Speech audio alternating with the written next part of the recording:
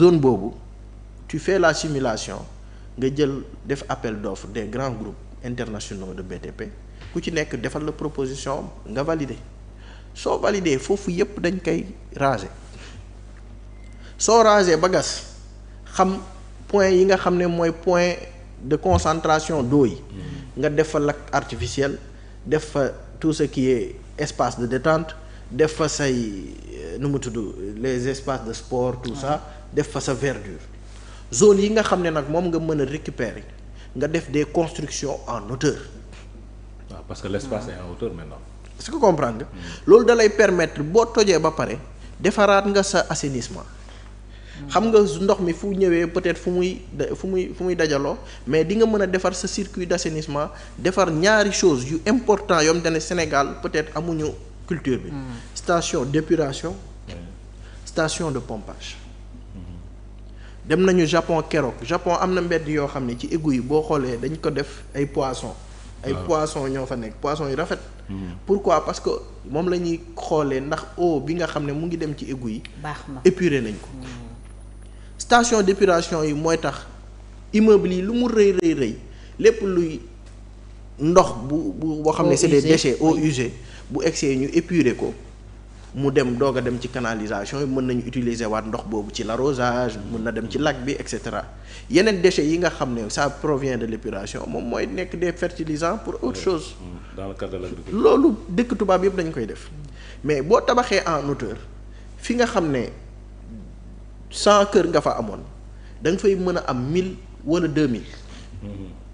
parce que tabax nga à hauteur tu as fait des trucs de 30 étages tu règles la question de l'assainissement tu règles la question de la démographie tu règles la question du logement ñi fa dëkkoon dinañ am kër yu baax dinañ am revenu sans se fatiguer parce que après liñ leen di joxaat ci redevance wala liñ leen di joxaat ci yeneen appartement ak yeneen biens yi nga xam ne c'est issu de ce projet dina leen permettre ñoom ñuy dund sans problème tu vas régler le problème de la promiscuité bi am ci réew yooyu ci dëkk yooyu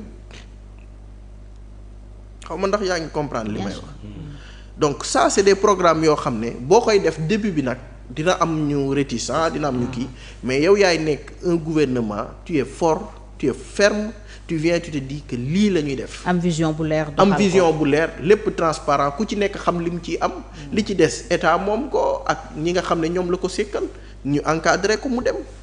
ba pare BTP boobu projet BTP yooyu noonu période boobu li nga ci mën a am ci emploi ak ci revenu ci taxe ci impôt ci leneen ak leneen kenn xamul ni mu toll. alors Adama ñu aborder aussi beneen sujet donc Dakar Métropole bi Jules. sama xalaat daal mooy c'est une bonne vision mais nañu focus d'abord ci problème mu. inondation yi balaa ñuy dugg ci yeneen investissement ak yooyu noonu. c'est important on a parlé aussi de mobilité ak yooyu yëpp. la mobilité dès lors que tu règles ça. tu règles la mobilité. ok sama xalaat parce que dans une zone boo xam ne am nga habitat am nga ay bureau am nga ay zones yoo xam ne c'est des zones industrielles mais tu n'as pas même besoin de beaucoup de voitures pour ku ci nekk xëy. dem liggéey ak yooyu. il faut décentraliser. nañu wàññi gis nga bu ñu désengorger Dakar. nit ñi ku ci nekk dem dëkki feneen. am na ñoom te ne boo leen fi defoon projet boobu jox leen seeni kër duñ ca dëkk dañuy dem dëkki Thiès wala dëkki feneen di ko louer di ci am seen xaalis. kon Dakar dina xaw a dal tuuti dina kii. mais tant que ñu ngi xalaat ne problème mu mobilité ak yooyu investissement en mobilité la erreur la. d'accord Adama premier ministre démb ay service am primature xamle nañ ne voyage bi ñu doon wax France le 23 septembre du ca mujjee dem dafay yónnee moom par contre dafay dem Italie rencontrer les Sénégalais d'Europe présenter leen le plan de redressement ñàkk dem bi pour yow mooy li gën ci moom. man wala tu aurais préféré que mu dem. man moo ma gënal. ok ndax lan.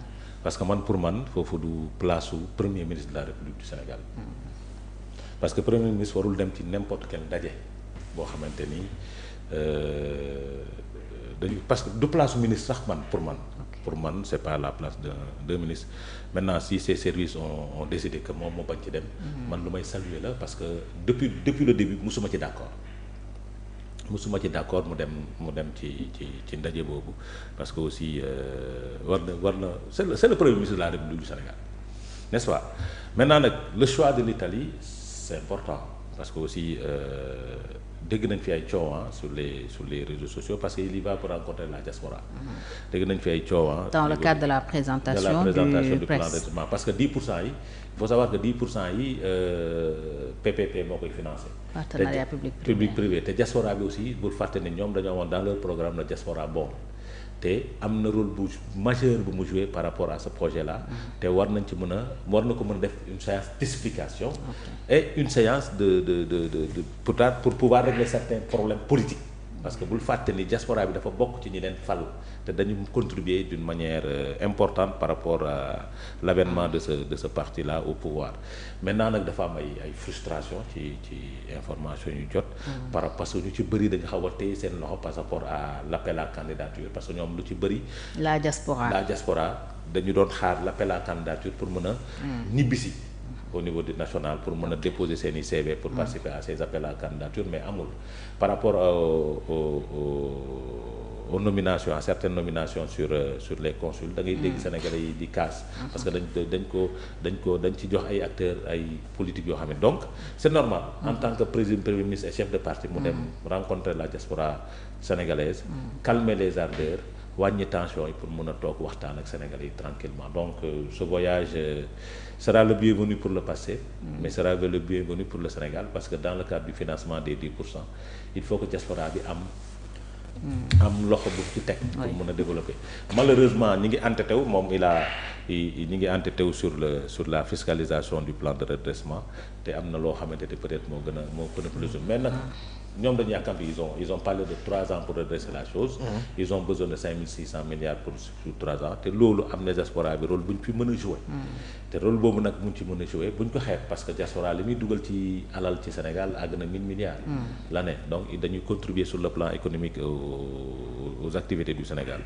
donc ñooñu aussi am nañ cër bu am solo bu ñu war a am dans le programme de l'État du Sénégal maintenant nag il y va te man dem ci loolu moo ma gënal muy dem ci ndaje bi nga xam ni bon comme ni ko nit ñi di waxee tuddee luuma la quoi donc comme li mu demoon en Chine nit ñi di wax luuma la demoon en Chine luuma la moo am en France te foofu du place am dem Italie dajale la diaspora sénégalaise moo ma gënal dem France. Jules comme Adama da nga jàpp ne tam premier ministre li mu bañ a dem France ci ndaje mi ñu ko invité woon mooy li gën. Bon, tu sais c'est un sujet très sensible boo xam ne bëgguma sax di ci àddu parce que bon il est maître quand même de ses déplacements. Il parle d'un conflit d'agenda. Voilà, il a un cabinet, il a un agenda. Peut-être que bu ñu ko invité fenn mu war fa dem mu am conflit avec son agenda mën na ko décliner. Cependant quand même je rappelle que ni en ce moment période bi ñu nekk. dem France c'est un peu compliqué. Parce que on va vers un rassemblement nationaliste en France. Donc c'est-à-dire moo xam Mélenchon moo xam Le Pen ce qui est sûr les gens ne veulent plus de Macron. Oui. Mélenchon moo tane Le Pen. mais ñoom ñaar ñëpp képp ku ci falu xam leen ni y aura des représailles envers le Sénégal loolu mën maa ko wax. Oui, parce que d'aucuns parlent de peut-être crainte accueil hostile. bu war a mën a expliquer mais bien sûr parce que aussi